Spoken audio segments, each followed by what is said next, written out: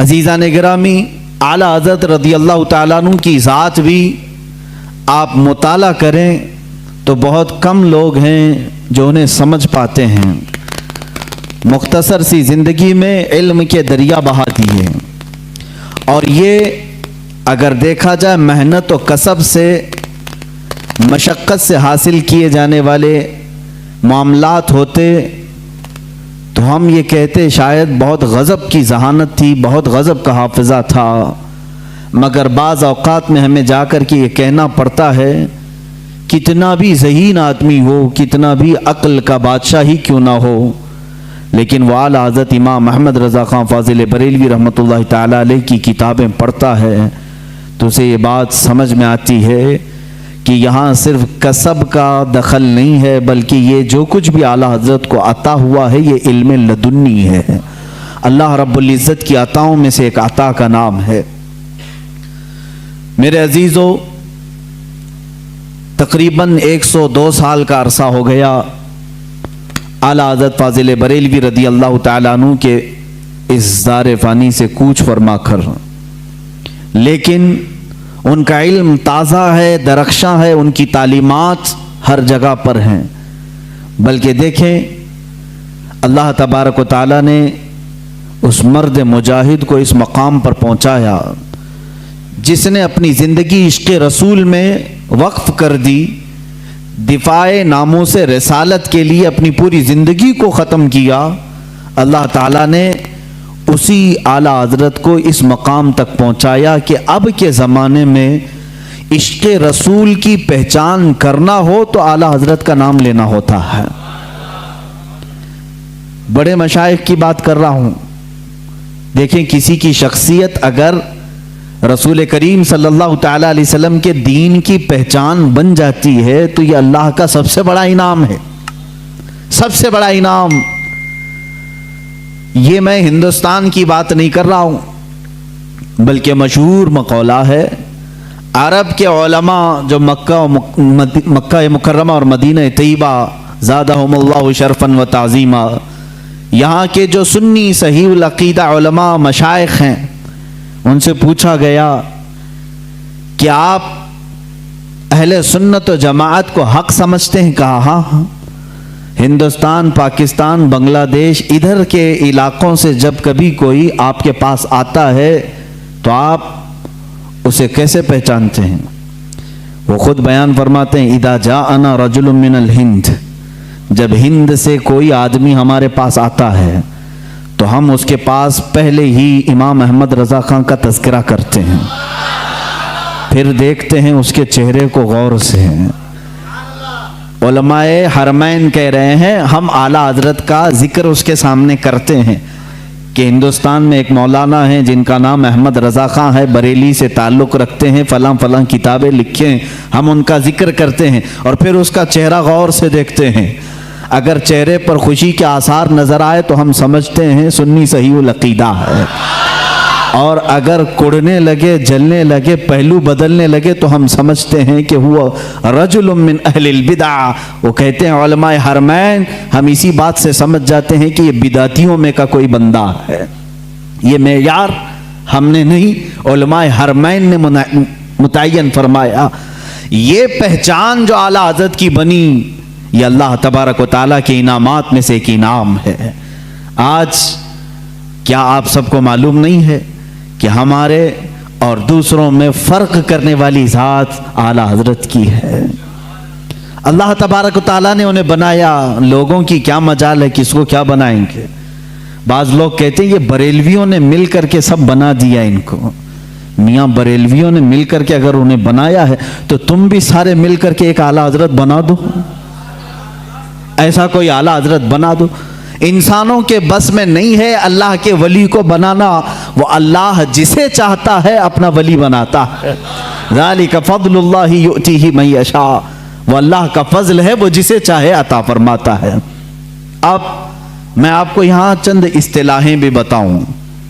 شریعت طاہرہ میں، ہمارے دین اسلام میں ایک اصطلاح بولی جاتی ہے مجدد۔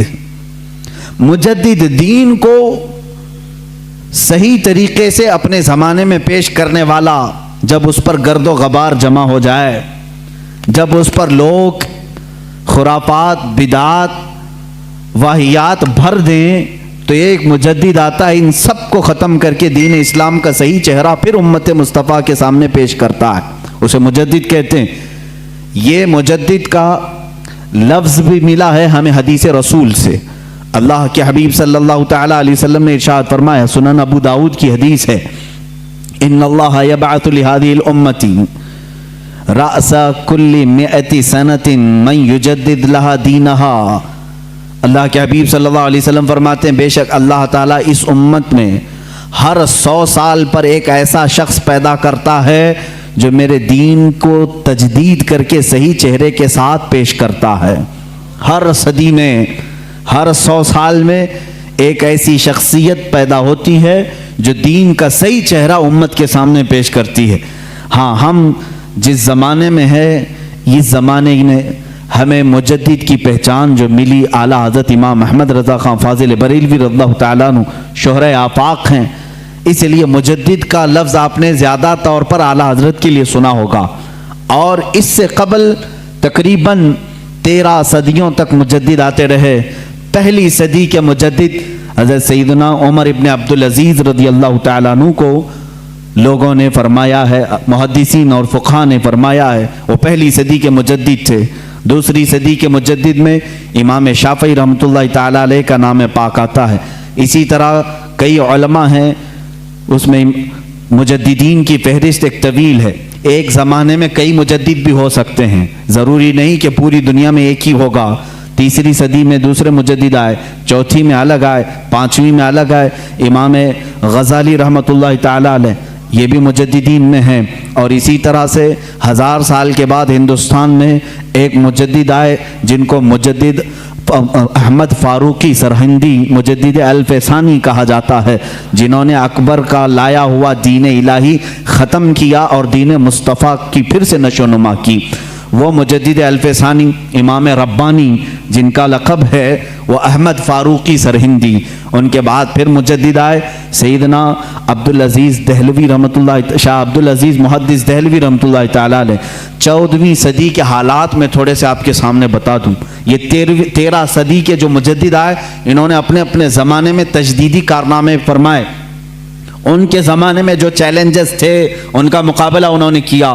امت مصطفیٰ پر، دین مصطفیٰ پر آنے والی ساری بلاؤں کو انہوں نے دور کیا۔ جس انداز سے بھی یہ طوفان کھڑے ہوتے، مجدد اپنے ذات کے ساتھ، اپنے قلم کے ساتھ، اپنی زبان کے ساتھ جہاد کرتا اور شریعت طاہرہ کا دفاع کرتا۔ 14ویں صدی کے حالات ایسے تھے میرے عزیزوں۔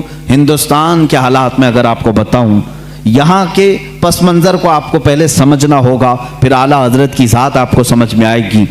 اللہ کے حبیب صلی اللہ تعالیٰ علیہ وسلم کے وارث اور حضور اکرم صلی اللہ علیہ وسلم کے نائب یا علماء امت نے کس طرح کی قربانیاں دی۔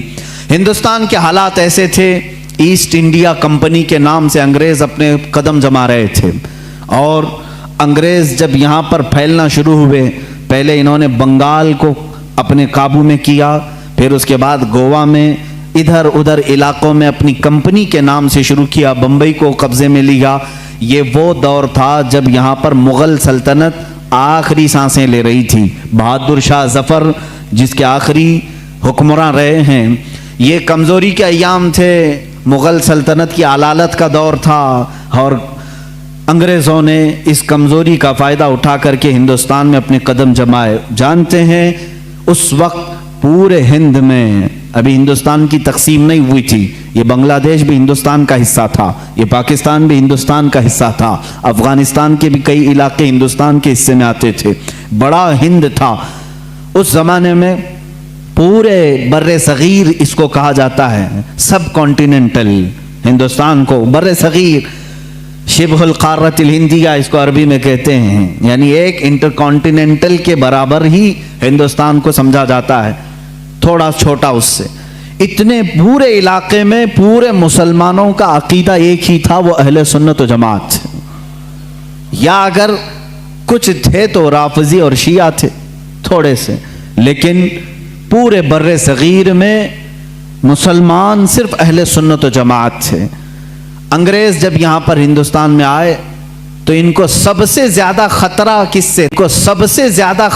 کس سے تھا؟ انہوں نے اپنی کتابوں میں لکھا علماء اسلام سے انہیں خطرہ تھا. علماء اسلام ان کے خلاف کھڑے ہو سکتے تھے، اور ظاہر سی بات ہے اس وقت ابھی ترکی کی خلافت عثمانیہ بھی موجود تھی اور ہندوستان میں مغل سلطنت تھی. مسلمانوں کا دبدبہ ایسا تھا کہ ایک بار اگر بادشاہ اسلام جہاد کا اعلان کر دے تو سارے کفن بردوش سڑکوں پر آ جاتے. ایک اعلان ہو جائے، نوجوان تو نوجوان، بوڑھے بھی راستوں پر آ جاتے اپنی جان اللہ کی بارگاہ میں پیش کرنے کے.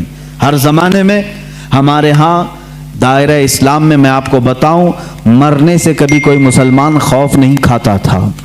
اسی لیے 1947 کی جو آزادی کی جنگ ہے، اس میں آپ دیکھیں گے تاریخ اگرچہ آپ کو بتائی نہیں جاتی، 1 لاکھ سے زیادہ مسلمانوں کی بھی موت اس میں ہوئی، شہادت ہوئی ہے. اور تقریباً 1857 سے اگر میں گناؤں 30,000 صرف علماء اہل سنت ایسے ہیں جن کو درختوں پر پھانسی پر لٹکایا تھا انگریزوں نے. یہ ہماری قربانیاں ہیں، اور انگریز یہ اچھی طرح سے جانتا ہے. جس کو اقبال نے کہا یہ فاقہ کش موت سے ڈرتا نہیں ذرا، روح محمدی اس کے بدن سے نکال دو. عرب کو دے کر کے عجم کے تخیلات، اسلام کو حجاز و یمن سے نکال دو. انگریز یہی سوچتا ہے کہ یہ فاقہ کش موت سے ڈرتا نہیں، اس کے جسم سے روح محمدی نکال دو، عشق مصطفیٰ نکال دو. اس زمانے میں انگریزوں نے جب یہ دیکھا کہ یہاں ان کی یونٹی اور ان کے اتحاد سے ہمارے لیے خطرہ ہے، تو ظاہر سی بات ہے ہر زمانے میں منافقین کو خریدنے کی کوشش کی جاتی رہی ہے. ہر زمانے میں وہ زمانہ بھی ایسا رہا کہ انگریزوں نے اپنے خلاف بولنے والوں کو کالا پانی کی سزا دی، انڈمان نکوبار بھیجا، پھانسی کی سزائیں دی. لیکن وہی انگریز چند علماء کو خریدتا رہا، چند مولویوں کو خریدا، اور ان کے درمیان، مسلمانوں کے درمیان اختلافات ڈالنے کی کوششیں کی. کیونکہ مشہور ہے، یہ میری اکیلے کی بات نہیں، سارے لوگ جانتے ہیں ڈیوائیڈ اینڈ رول کی پالیسی کس کی رہی ہے؟ انگریزوں کی رہی ہے، سب جانتے ہیں.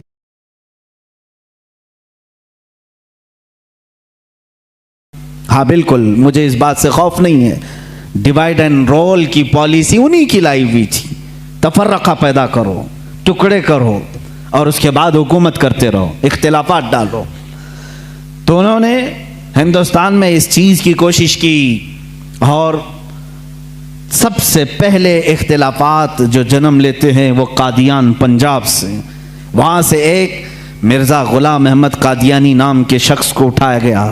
انگریزوں نے اس کی بہت بھرپور مدد کی، تعاون کیا پیسوں سے، اور پھر اس کے ذریعے سے نئی نئی چیزیں لانا شروع کیا. یہ وہی زمانہ ہے، یہ 14ویں صدی کا زمانہ، ہجری کے مطابق میں کہہ رہا ہوں، اور 1857 سے پہلے کے یہ معاملات ہیں. مرزا غلام احمد قادیانی کھڑا ہوا اور نئی نئی باتیں دین میں لایا، لیکن انگریزوں نے اس سے ایک غلطی یہ کروا دی کہ اس کو نبی بھی بنا دیا. اس نے اعلان کر دیا کہ میں محمد صلی اللہ علیہ وسلم کے بعد دوسرا نبی ہوں، میرا نام احمد ہے، مجھ پر وحی آتی ہے، انگلش میں فرشتے وحی لے کر کے آتے ہیں. یہ غلام احمد قادیانی کی پھکائی شروع ہوئی. ظاہر سی بات ہے امت مصطفیٰ اس وقت بیدار تھی، تقریباً ساری امت نے بالاتفاق اس کو ریجیکٹ کیا اور اس کو کہا کہ یہ اس امت کا دجال ہے، اس کو خارج اسلام مانا. اور آج بھی پاکستان میں بھی قادیانیوں کو مائنورٹی میں رکھا گیا ہے، مسلمانوں میں نہیں، وہاں پر نہیں ہے. اس کا رونا یہ پوری دنیا میں روتے ہیں. ان کا تعلق ہی نہیں ہے اسلام سے، کیونکہ ہماری بیس اور ہماری جڑ ہے ختم نبوت کو دل و جان سے ماننا.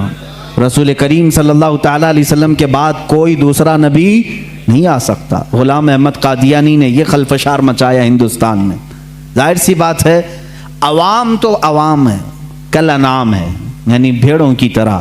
ہوتا یہ ہے کہ اگر آج بھی شیطان بھی کھڑا ہو جائے تو اس کے چند مرید تو ہو ہی جاتے ہیں. دیکھتے نہیں آپ کیسے کیسے باباؤں کے مرید ہوتے ہیں. ارے ان کی بیویوں کو یہ ورغلا کر کے اپنی بیوی بنا لیتے ہیں، تب بھی یہ مرید ہی بنا ہوا ہے. یہ ہوس کے پجاری، ایسے بھی حالات ہمارے سامنے موجود ہیں، حرام کاریاں کھلے عام دیکھتے ہیں پھر بھی اس کے مرید ہیں۔ اسی لیے میں کہتا ہوں یہ تو الگ بات ہے، شیطان اگر کھڑا ہو کر کے کہہ بھی دے کہ میں شیطان ہوں تب بھی تھوڑے مرید اس کے ہو ہی جائیں گے، کچھ تو بھلا کر دے گا یہ، معاذ اللہ رب العالمین۔ اسی طرح غلام احمد قادیانی کا کفر ظاہر تھا، ختم نبوت کا انکار تھا، باوجود اس کے کچھ ماننے والے اس کے فالوورز تھے، جس کی وجہ سے ہندوستان میں اختلافات کی ہوا شروع ہو گئی۔ اب یہاں پر معاملات ایسے آئے کہ پھر ایک علاقہ ایسا ہے، علی گڑھ مسلم یونیورسٹی کو تو آپ جانتے ہیں، لیکن اگر میں اب کھولوں بہت سارے تو کچھ لوگوں کے اب دلوں میں چبھن ہوگی، پیٹ میں درد بھی ہوگا۔ لوگ یہی کہیں گے کہ مولانا اختلافات کی بات کرتے ہیں، بانٹنے کی بات کرتے ہیں، فرقے کی بات کرتے ہیں۔ میرے عزیز، حق بات بتانے کو اگر تم فرقہ واریت سمجھو گے تو یہ تمہارا کوڑ ہے، یہ تمہارا مرض ہے۔ اگر کوئی یہ بتا دے کہ یہ شکر ہے، یہ گوبر ہے، تو تم کیا کہو گے؟ یہ فرقہ پیدا کر رہا ہے۔ فرقہ نہیں میرے عزیز، تجھے بتا رہا ہوں حلال کیا ہے، حرام کیا ہے۔ میٹھا کھا لے اور غلاظت چھوڑ دے، اسی لیے تو علماء بتاتے ہیں۔ کیا ہمارا ذاتی کوئی جھگڑا ہے کسی سے؟ کوئی ہماری پراپرٹی پر آ کر بیٹھا ہوا ہے؟ کوئی میرے کپڑے چھینا ہوا ہے؟ کچھ نہیں ہے میرے عزیزو۔ جو باتیں میں عرض کر رہا ہوں اس کو توجہ سے سنیں، اور مجھے کسی کو گالیاں دینے میں کوئی شغف نہیں ہے اور نہ میری زبان ایسی، لیکن جو حقوق اسلام ہے اور دین کے جو حقوق ہیں وہ میں بتا کر رہوں گا۔ ایک طرف غلام احمد قادیانی کی خرافات، دوسری طرف سر سید احمد خان، اس نے ایک نئے فرقے کی بنیاد رکھی، نیچریت۔ یہ کیا تھا؟ یہ بھی انگریزوں کے پاس سے پڑھ کر کے آیا، جو بانی ہے مسلم یونیورسٹی کا۔ ظاہر سی بات ہے وہاں کے ٹیچرز، وہاں کے اساتذہ کو کچھ باتیں بری لگتی ہیں، کچھ باتیں بری لگیں گی، لیکن یہ حقیقت ہے اور تاریخ سے تم منہ موڑ نہیں سکتے۔ سر سید احمد خان واپس آ کر کے قرآن عظیم کی بہت ساری باتوں کا انکار شروع کر چکا تھا۔ اس نے یہ کہنا شروع کیا کہ معجزات کوئی چیز ہی نہیں ہے، قرآن میں کسی معجزے کا ذکر ہی نہیں ہے، ہر چیز کی بدل کر کے تعویل کر دی، کہا فرشتے ہوتے ہی نہیں ہیں، انسان کے اندر جو نیکی کرنے کی طاقت ہے اسی کا نام فرشتہ ہے، شیطان کا کوئی وجود ہی نہیں ہے۔ وہ کہتا ہے کہ برائی کرنے کی جو صفت ہے انسان کے اندر اسی کا نام شیطان ہے۔ قرآن پاک کی پوری تفسیر بدل ڈالی، جنات کا انکار، جنت و دوزخ، ارے میاں کس نے دیکھا؟ یہ نیچریت تھی۔ نیچریت کا مطلب ہے نیچر کو ماننے والے ہیں، جو دکھ رہا ہے بس اسی کو ماننا ہے، جو نہیں ہے اس کو نہیں ماننا ہے۔ اور اس کے علاوہ حضور اکرم صلی اللہ تعالی علیہ وسلم کے متعلق بھی بہت ساری نئی باتیں اس نے رکھی، قیامت کے دن شفاعت کے متعلق اور دیدار الہی کے متعلق سر سید احمد خان نے لکھا ہے کہ اللہ کا دیدار ہو ہی نہیں سکتا، نہ زندگی میں، نہ موت کے بعد، نہ جنت نہ دوزخ، ایسی کوئی چیز ہی نہیں۔ میاں ہندو تو عقیدہ رکھتے ہیں نرگ اور سورگ کا، وہ تو بیچارہ ان سے بھی نیچے آ گیا۔ یہ تمام چیزیں نیچریت اس زمانے میں پھیلی۔ اب کچھ مسلمان ادھر بھی فالوورز، سر سید احمد خان کوئی نیا پیدا نہیں ہوا تھا، یہ بھی انگریزوں سے پڑھ کر کے متاثر ہو کر کے آیا، انگلینڈ سے یا یورپی کنٹریز سے، اور مسلمان اس کو جو ظاہر سی بات ہے تھوڑا روشن خیال سمجھتے ہیں، ارے یہ بہت ہی ماڈرن ہے، نیا علم لے کر کیا ہے، اس کے پیچھے چلنے لگے۔ اس نے علم کے نام پر بہت سارے مسلمانوں کا عقیدہ خراب کیا۔ ایک طرف یہ معاملات، قادیانی فتنہ اپنی جگہ پر، نیچری فتنہ اپنی جگہ پر، اور پھر دیوبندی فتنہ ایک اور۔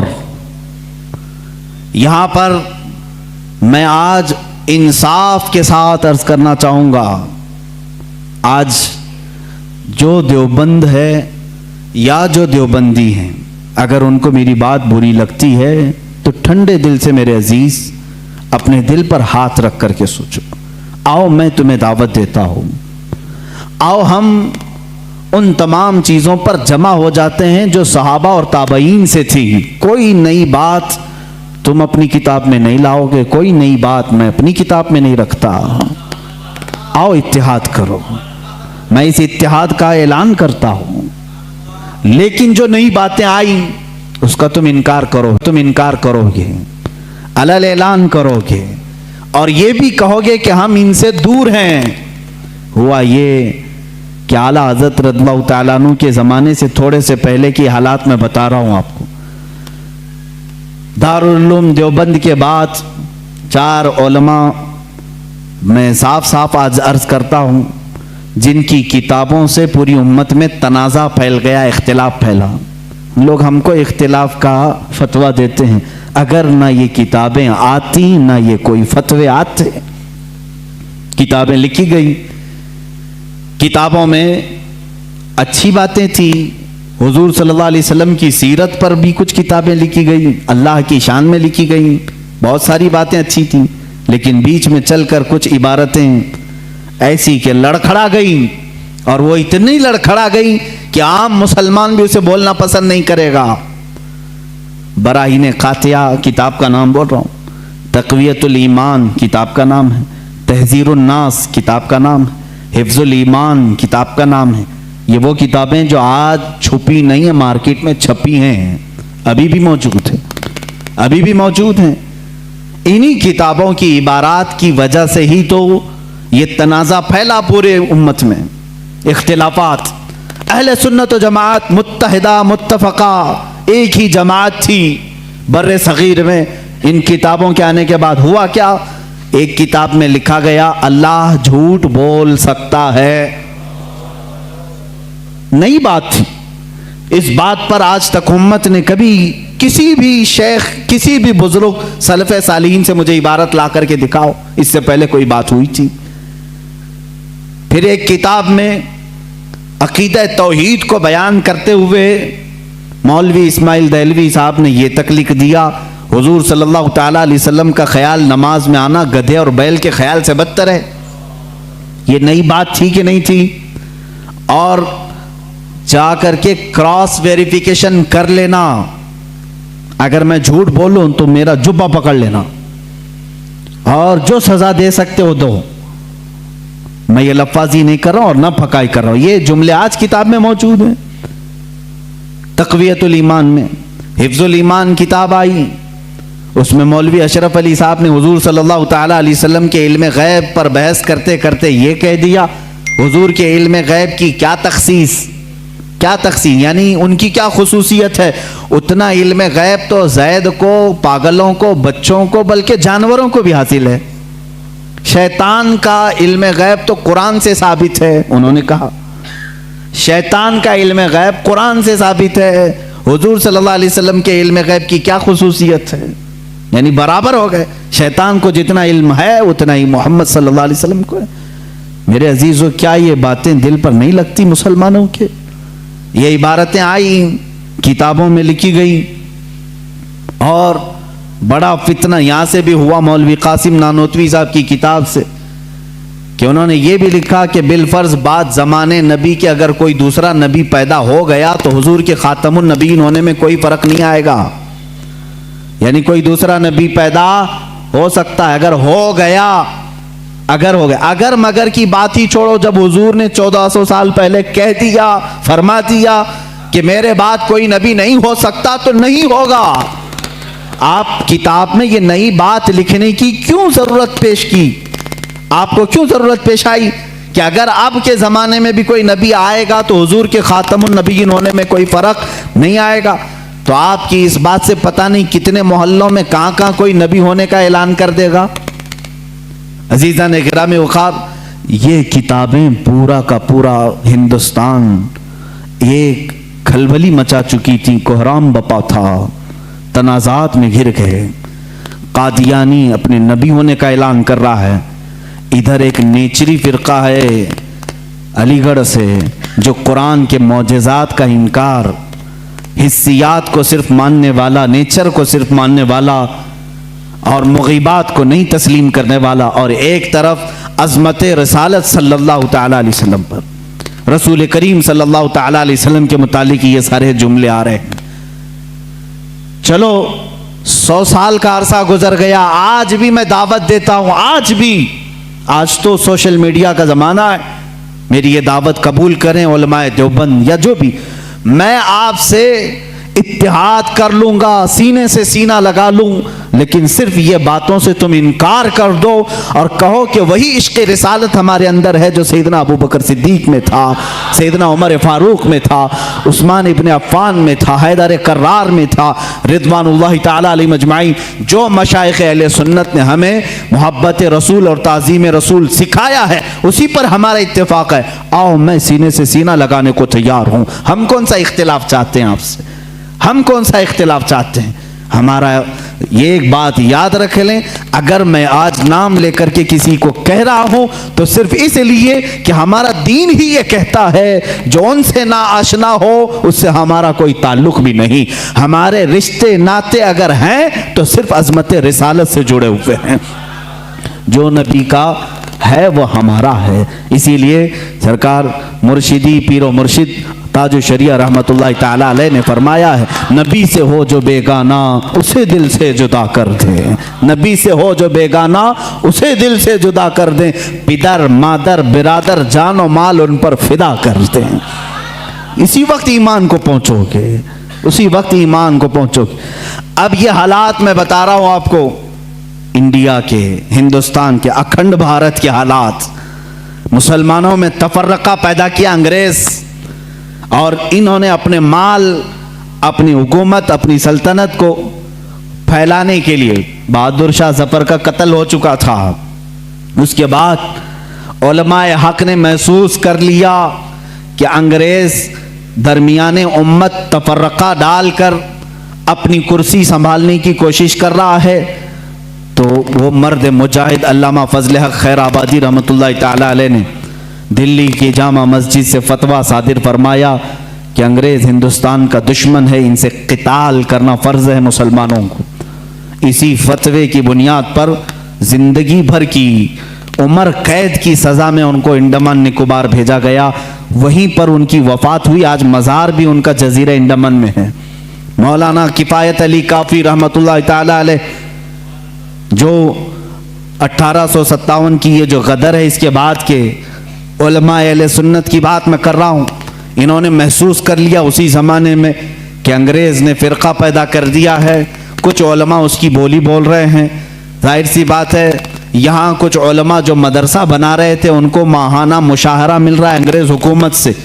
अलीगढ़ को पाउंड आ रहे हैं इंग्लैंड से, और दीगर उलमा को पाउंड आ रहे हैं। और यहाँ जो उलमा उनकी इन खुराफात को बयान कर रहे हैं उनको फांसी पर चढ़ाया जा रहा है। मौलाना किफ़ायत अली काफ़ी रहमतुल्लाह ताला अलैह, जिनके आला हज़रत भी बड़ी इज्जत फरमाया करते थे, वही किफ़ायत अली काफ़ी जिन्होंने अपनी एक नात में कहा था, कोई गुल बाकी रहेगा न चमन रह जाएगा, पर रसूलुल्लाह का दीन हसन रह जाएगा।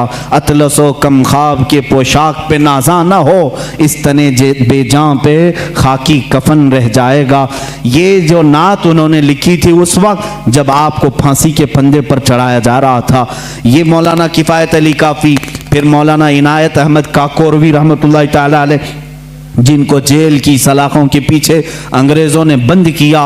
उस एक आलिम रब्बानी ने पत्थर की ठीकरी से दीवारों पर पूरी इल्मुस्सिगा किताब लिख दी थी, जो आज भी आलिम कोर्स की किताब में पढ़ाई जाती हैं। अजीज़ा ने गिरामी वक़ार, अगर अंग्रेज़ को उलमा से मोहब्बत थी और वो मदरसे की संगे बुनियाद में आ रहे थे, तो इन उलमा के साथ वो काला पानी की सज़ाएं और मौत और फांसी की सज़ाएं क्यों दे रहे थे? आप समझा करें। कुछ उलमा को वो शहीद कर रहे थे और कुछ उलमा को वो पैसों से पाल रहे थे। ये हालात बड़े दिगरगूं थे।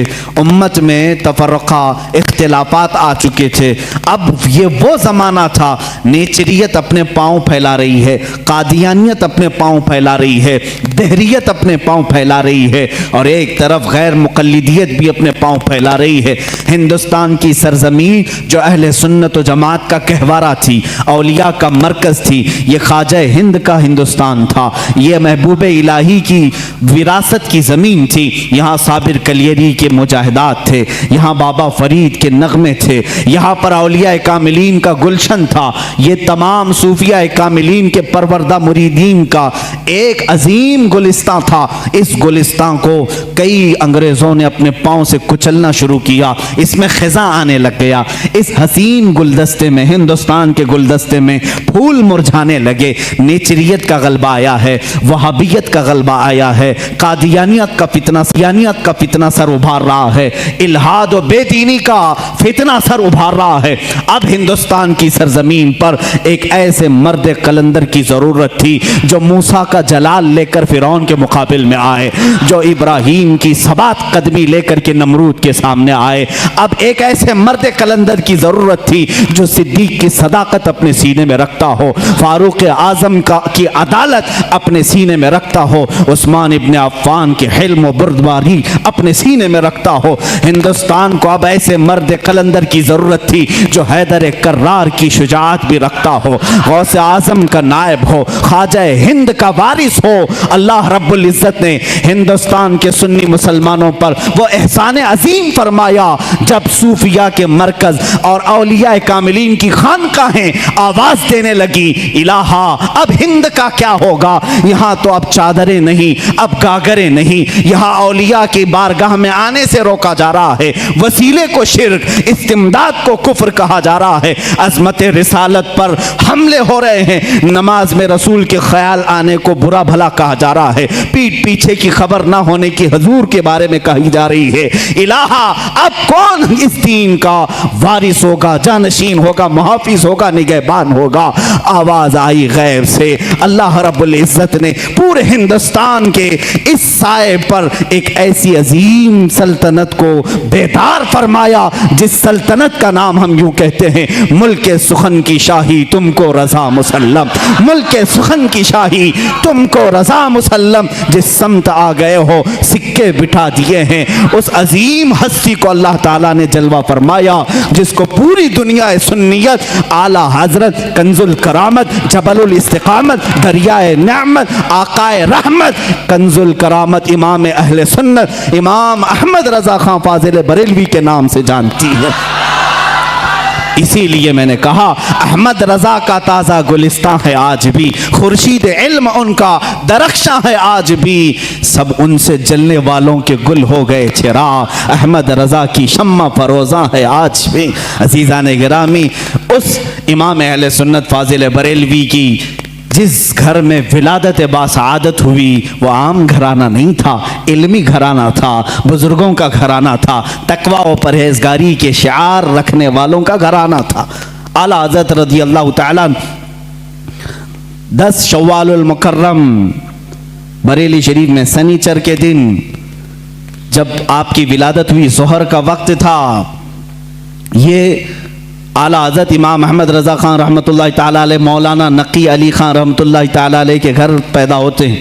مولانا نقی علی خان اعلیٰ حضرت کے والد ماجد زبردست عالم دین، فقیہ کامل، ولی کامل تھے۔ آپ کے دادا مولانا رضا علی خان رحمۃ اللہ تعالیٰ علیہ قطب الوقت تھے۔ آپ کا سلسلہ نسب اعلیٰ حضرت رضی اللہ تعالیٰ عنہ کا افغانستان کے بڑھیج قبیلے کے پٹھانوں سے ملتا ہے۔ بعض محققین نے کہا ہے کہ صحابی رسول تک آپ کا نسب پہنچتا ہے، واللہ اعلم۔ اعلیٰ حضرت رضی اللہ تعالیٰ عنہ جس وقت اپنی آنکھیں کھولے ہیں، باپ کو مولانا نقی علی خان کی شکل میں ایک عظیم ولایت کا سرتاج دیکھے ہیں، اور پرورش بھی اس انداز میں ہوئی۔ الحمدللہ جن کے گھر علمی ہوتے ہیں، تقوی والے ہوتے ہیں، وہاں کی ہواؤں میں بھی علم ہوتا ہے، وہ چلتے پھرتے بھی پرہیزگار بنتے ہیں۔ اعلیٰ حضرت عظیم البرکت رضی اللہ تعالیٰ عنہ کے علمی گھرانے کی مثال اسی بات سے سمجھ میں آتی ہے کہ آپ کا نام اعلیٰ حضرت رضی اللہ تعالیٰ عنہ کا نام محمد رکھا گیا اور دادا نے احمد رضا رکھا، اسی نام سے آپ مشہور زمانہ بھی ہیں۔ اعلیٰ حضرت رضی اللہ تعالیٰ عنہ کے گھر کا نہیں بلکہ صوفیاء کرام بزرگوں کا یہ وتیرہ رہا ہے کہ بچہ جب 4 سال 4 مہینے 4 دن کا ہوتا ہے تو بسم اللہ خوانی کرائی جاتی۔ اس رواج کو ہمارے لوگ بھول چکے ہیں، چلے چھٹیاں تو یاد رہیں اور دوسرے معاملات تو یاد رہے جو عورتوں کے شروع کیے ہوئے ہیں، لیکن اسلامی مشائخ اور بزرگان دین نے جو طریقے ہمارے لیے مستحب فرمائے تھے ان کو آج زندہ کرنے کی ضرورت ہے۔ اپنے بچوں کی بسم اللہ خوانی کروائیں، یعنی کسی بھی باعمل عالم دین سے بچے کو اس دن بسم اللہ پڑھایا جاتا ہے جب بچہ 4 سال 4 مہینے 4 دن کا ہوتا ہے، اور اس کو الف با پڑھایا جاتا ہے، قرآن کی چند آیتیں پڑھائی جاتی ہیں۔ یہ رسم بسم اللہ خوانی اعلیٰ حضرت رضی اللہ تعالیٰ عنہ کے گھر کی وہ وہاں کی رسم رہی ہے، وہاں کا رسم دستور بھی ہے۔ اعلیٰ حضرت کو استاذ آئے پڑھانے کے لیے اسی رسم بسم اللہ خوانی میں، جب ان کے دادا بھی ہیں والد بھی ہیں، لیکن رسم کے مطابق استاد آئے پڑھائے، الف با تا سا جیم ہا، یہ جو الف با پڑھایا جاتا ہے، اعلیٰ حضرت رضی اللہ تعالیٰ عنہ اسی مجلس میں ایک سوال کرتے ہیں اپنے استاد سے، الف سے لے کر قاعدہ آپ بھی پڑھتے ہوں گے نا، الف با تا سا جیم ہا خا دال دال را زا سین شین صاد ضاد طا ظا عین غین فا قاف کاف لام میم نون واو ہاں، اس کے بعد آتا ہے لام الف یا، یہ لام الف بھی آتا ہے نا، بہت سارے قاعدوں میں لکھا رہتا ہے۔ استاد نے پڑھایا تو اعلیٰ حضرت نے فرمایا یہ سنگل حروف پورے تو میں نے پڑھ لیا، الف بھی پڑھ لیا لام بھی پڑھ لیا، یہ لام الف پھر کیوں آیا؟ کس عمر میں پوچھ رہے ہیں؟ 4 سال کی عمر میں۔ استاد دنگ رہ گئے ہیں۔ اعلیٰ حضرت کے جد امجد مولانا رضا علی خان رحمۃ اللہ علیہ بڑے پائے کے عالم ہیں، آپ کے والد گرامی مولانا نقی علی خان رحمۃ اللہ علیہ زبردست فقیہ تھے، بیٹھے ہوئے تھے، وہ مسکراتے رہے۔ بچے کی تبحر علمی کو دیکھیں، استاد نے کہا بیٹا بات ایسی ہے کہ سنگل حروف پڑھا دیے گئے بچے کو یہ بتانے کے لیے کہ حروف جوڑتے کیسے ہیں، اس لیے قاعدے میں ایک لفظ لکھ دیا جاتا ہے لام الف، یعنی لام الف ملا کر کے کیسے پڑھاتے ہیں اس لیے لکھ دیا جاتا ہے، باقی سب تو سنگل حروف ہوتے ہیں، الف با تا سا جیم ہا۔ لیکن کہاں زمانے کا جو مجدد ہونے والا ہے اتنی بات سے خاموش کہاں رہے، کہا اگر ملا کر کے ہی پڑھانا تھا تو بے کو الف سے ملا کر پڑھا دیتے، تے کو الف سے ملا کر پڑھا دیتے، جیم کو الف سے ملا کے یہ لام کے ساتھ ہی کیوں الف کو ملا ہے؟ اب جو استاد آئے تھے وہ تو خاموش ہو گئے، وہ خاموش ہو گئے۔ اتنے چھوٹے بچے ایسا سوال تو نہیں کرتے۔ مولانا رضا علی خان رحمۃ اللہ تعالیٰ علیہ جو جد امجد تھے، دادا تھے، انہوں نے سینے سے سر کو لگایا، کہا بیٹا استاد جتنا پڑھائیں اتنا پڑھ لو۔ کہا کہ اب دادا یہ بات مجھے بتا دیں، دل تشفی میں آ جائے۔ مولانا رضا علی خان رحمۃ اللہ علیہ بر وقت فرماتے ہیں بات یہ ہے لام کو الف سے کیوں ملایا، دوسرے حروف سے کیوں نہیں ملایا؟ اس لیے کہ یہ دونوں حروف میں مشابہت بہت زیادہ ہے، یہ دونوں ملتے جلتے ہیں۔ کس بات میں؟ صورت کے اعتبار سے بھی، سیرت کے اعتبار سے بھی۔ کہا وہ کیسے؟ کہا لکھنے میں الف بھی لمبا ہوتا ہے اور لام بھی لمبا ہوتا ہے، یہ صورت میں دونوں لمبے ہیں۔ اور دوسری بات، لام کو اگر آپ لکھیں گے ہجے کر کے، اگر آپ پڑھیں گے لام الف میم لکھنا پڑے گا، لام یعنی لام کو اگر ورڈز میں لکھا جائے، حروف میں لکھا جائے تو کیسے لکھیں گے؟ لام الف میم۔ اور جب الف کو لکھیں گے تو وہاں پر بھی 3 حرف لکھنے پڑیں گے ورڈز میں، ان ورڈز لکھیں الف لام فا، الف ہو گیا، الف لام فا الف، اور لام جب لکھیں گے تو لام الف میم۔ جد امجد نے کہا دونوں میں صورتاً مشابہت تو لمبائی کی ہے، سیرت میں مشابہ ایسے ہے کہ لام کے بیچ میں الف آتا ہے اور الف کے بیچ میں لام آتا ہے، اس لیے یہ دونوں کا گہرا تعلق ہے، اس لیے ملا کر لکھا گیا۔ اعلیٰ حضرت خاموش ہوئے۔ اب اندازہ کریں 4 سال کی عمر میں جن کا علم کا معاملہ ایسا ہو تو ظاہر سی بات ہے وہ گھرانہ علمی ہوگا، تبھی تو بچے ایسے ہوں گے۔